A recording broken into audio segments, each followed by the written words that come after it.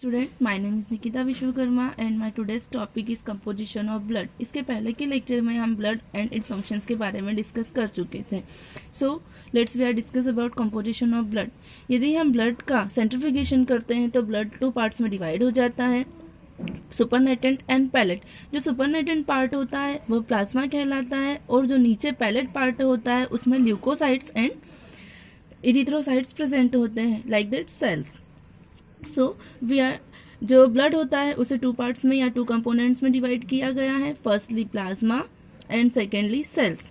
तो we are discuss about plasma.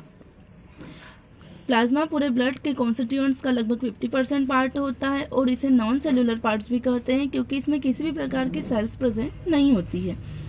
Plasma में 91% water होता है और 7% प्रोटीन जैसे कि एल्ब्यूमिन, ग्लोबुलिन और फाइब्रिनोजन प्रोटीन प्रेजेंट होता है।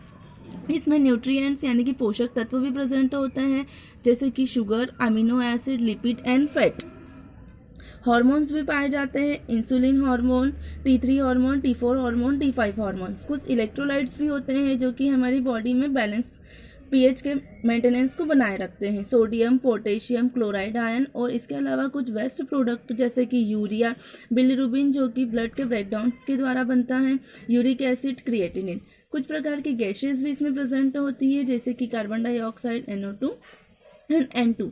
आयरन एंड मिनरल्स भी प्लाज्मा में ही प्रेजेंट होते हैं, calcium, magnesium, ferric ion, zinc, potassium, bicarbonate ion, hydrogens भी प्रेजेंट रहते हैं। इसके अलावा अगर हम ब्लड के सेलुलर पार्ट्स की बात करते हैं तो यह ब्लड का टोटल 45% पार्ट होता है जिसमें कि 44% RBC होती है और बाकी का 1% WBC पाया जाता है।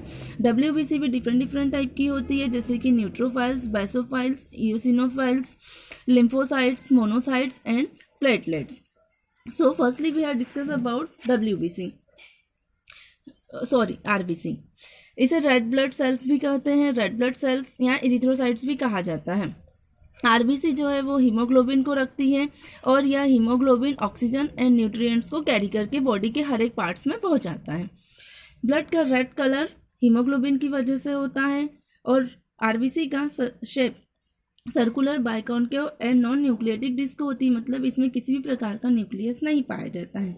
अगर हम RBC के साइज़ की बात करते हैं तो इसका साइज़ 7 to 8 माइक्रोमीटर तक होता है, मतलब बहुत ही छोटा, और इसकी जो थिकनेस होती है वो 2 माइक्रोमीटर तक की होती है।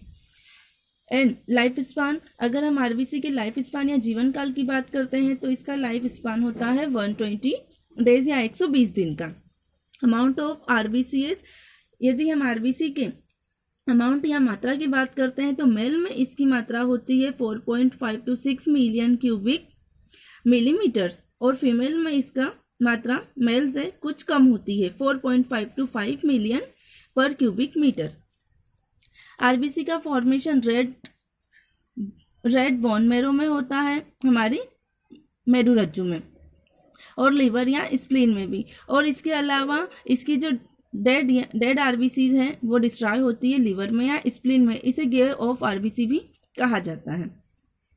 Vitamin B12 and folic acid RBC के मैचुरेशन में हेल्प करते हैं, मतलब कि RBC का बनना डिपेंड करता है vitamin B12, cyanocobalamin and folic acid पर। सो यदि अगर हमारी बॉडी में RBC की डिफिशियंसी या RBC की कमी हो जाती है तो एनीमिया डिसीज हो जाती है, मतलब कि रक्त अल्पता यानी कि ब्लड की कमी। अगर यदि विटामिन B ये डिफिशियंसी किस वजह से होती है, यदि हमारी बॉडी में विटामिन B12 और फोलिक एसिड की कमी है तो RBC मैच्योर नहीं हो पाएगी, और जिस वजह से RBC मैच्योर नहीं हो पाएगी तो RBC यानी कि हमारी रेड ब्लड सेल्स नहीं बन पाएगी। सही तरीके से ब्लड का फॉर्मेशन नहीं हो पाएगा, इसी वजह से हमारी शरीर में एनीमिया या रक्त अल्पता होती है। एंड नेक्स्ट हमारा ये वाला टॉपिक यहीं पर कंप्लीट होता है और नेक्स्ट लेक्चर में हम डिस्कस करेंगे WBC एंड प्लेटलेट्स के बारे में। Thank you.